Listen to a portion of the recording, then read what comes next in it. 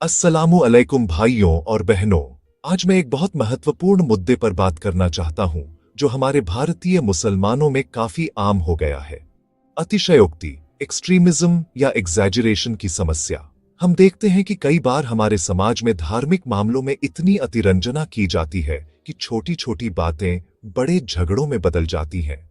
जैसे किसी cartoon, film या सोशल मीडिया पोस्ट पर इतना हंगामा कि सड़कों पर उतर आते हैं, या फिर धार्मिक रस्मों में इतना सख्ती कि इस्लाम की आसान और संतुलित शिक्षाओं को भूल जाते हैं। क्यों है ये हमारे इंडियन मुसलमानों में ज्यादा? शायद इसलिए क्योंकि हमारी संस्कृति में भावनाओं का बोलबाला है। ब्रिटिश काल से चली आ रही असुरक्षा की भावना या फिर गलत धार्मिक शिक्षा जो मॉडरेशन, संतुलन की बजाय एक्सट्रीमिज्म को बढ़ावा देती है, लेकिन ये सब इस्लाम की मूल शिक्षाओं के खिलाफ है। आज मैं इसकी विस्तार से कुरान और हदीस से उदाहरण देकर समझाऊंगा कि अल्लाह और रसूल सल्लल्लाहु अलैहि वसल्लम ने अतिशयोक्ति को कितना नापसंद किया है। ये वीडियो लंबी है, लेकिन देखिए क्योंकि ये हमारी बेहतरी के लिए है। पहले, अतिशयोक्ति क्या है और क्यों ये समस्या है? अतिशयोक्ति मतलब धर्म में हद से ज्यादा सख्ती या अतिरंजना करना।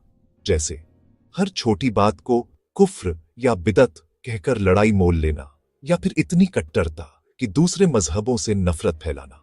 इंडियन मुसलमानों में यह ज्यादा इसलिए दिखता है क्योंकि हमारी सोसाइटी में राजनीतिक इस्तेमाल होता है, जैसे वोट बैंक के लिए उकसाना। गलत उलेमा या सोशल मीडिया इन्फ्लुएंसर्स जो हदीसों को तोड़ मरोड़ कर पेश करते हैं। गरीबी और अशिक्षा से भावनाएं भड़कती हैं और संतुलित सोच नहीं आती। ये सब न सिर्फ हमें दुनिया में बदनाम करता है, बल्कि इस्लाम की छवि खराब करता है। लेकिन असली इस्लाम मॉडरेशन, वसतिया सिखाता है, एक्सट्रीमिज्म नहीं। अब देखिए कुरान और हदीस क्या कहता है। कुरान से सबूत, अतिशयोक्ति की सख्त निंदा। कुरान पाक में अल्लाह ताला ने साफ साफ अतिशयोक्ति को मना किया है। ये वर्सेस अहले किताब, यहूदियों और ईसाइयों को संबोधित हैं, लेकिन हम मुसलमानों के लिए भी सबक है, क्योंकि हम भी कभी कभी वही गलती करते हैं। एक सूरह अन-निसा 4:141। ऐ अहले किताब, अपने दीन में हद से आगे न बढ़ो और अल्लाह के बारे में सच्चाई के अलावा कुछ न कहो। यहाँ अल्लाह ने ईसाइयों की अतिशयोक्ति की निंदा की है, जो हजरत ईसा असकैस को खुदा बना बैठे। लेकिन हमारे इंडियन मुसलमानों में भी यही होता है। जैसे किसी पीर या सूफी को इतना बड़ा मानना कि शिर्क हो जाए, या छोटी छोटी रस्मों को इतना जरूरी बना देना कि मूल इबादत भूल जाए। ये अतिशयोक्ति हमें भी नष्ट कर देगी, क्योंकि ये दीन की सादगी को खराब करती है। 1 सूरह अल-माइदा 5:77। कह दो, ऐ अहले किताब, अपने दीन में हक से ज्यादा न बढ़ो और उन लोगों की ख्वाहिशों के पीछे न चलो जो पहले गुमराह हो चुके हैं। ये वर्स बताता है कि अतिशयोक्ति गुमराही की वजह बनती है। हमारे समाज में देखिए, किसी फिल्म में पैगंबर सल्लेट का जिक्र आया तो पूरा बॉयकॉट, या महिलाओं के हक पर इतनी सख्ती कि कुरान की रूह भूल जाते हैं। ये सब हक से ज्यादा है और अल्लाह ने इसे मना किया है। इंडियन मुसलमानों में ये इसलिए ज्यादा है क्योंकि हमारी संस्कृति में इमोशनल रिएक्शन ज्यादा है, लेकिन कुरान हमें तर्क और संतुलन सिखाता है। 1 और इस तरह हमने तुम्हें एक संतुलित उम्मतन वसतन उम्मत बनाया है। यहां वसतन मतलब मध्य मार्ग, न ज्यादा न कम। लेकिन हमारे यहां एक्सट्रीमिज्म इतना कि या तो सेकुलर बन जाते हैं या इतने कट्टर कि दुनिया से कट जाते हैं।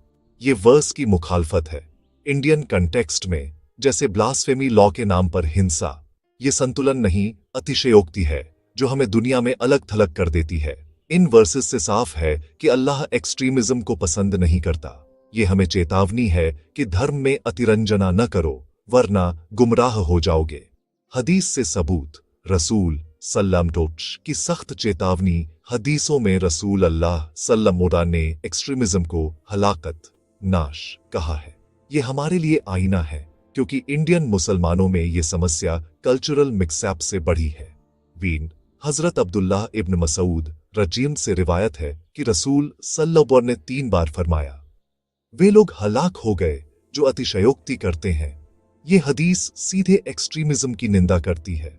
हमारे समाज में देखिए, जैसे तलाक या निकाह के मुद्दे पर इतनी कट्टरता कि परिवार टूट जाते हैं, या राजनीतिक रैलियों में धार्मिक नारे लगाकर हिंसा भड़काना, ये सब हलाकत की वजह बनेगी। रसूल सल्लल्लाहु अलैहि वसल्लम ने इसे 3 बार दोहराया, मतलब कितना गंभीर मसला है। 1. रसूल सल्लल्लाहु अलैहि वसल्लम ने फरमाया, धर्म में अतिशयोक्ति से बचो, क्योंकि तुमसे पहले वाले लोग धर्म में अतिशयोक्ति की वजह से हलाक हो गए। ये हदीस बताती है कि पहले की उम्मतें जैसे ईसाई और यहूदी एक्सट्रीमिज्म से बर्बाद हुईं।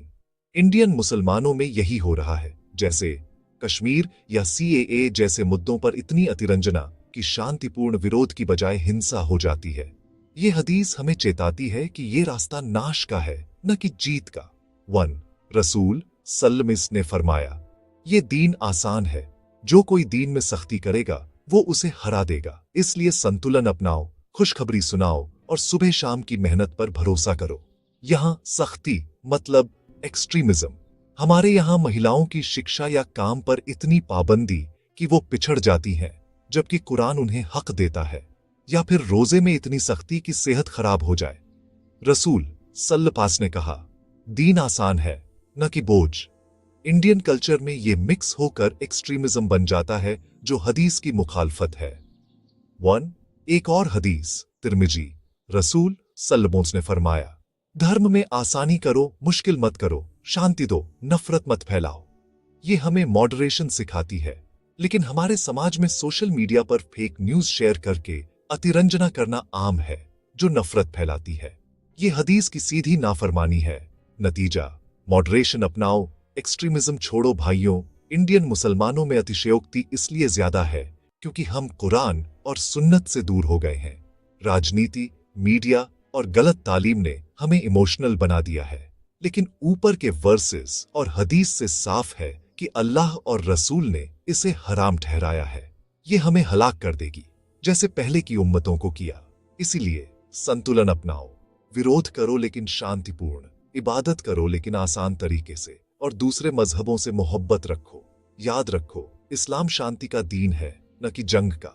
अगर ये वीडियो पसंद आई तो शेयर करो और कमेंट में अपनी राय बताओ। अल्लाह हमें हिदायत दे।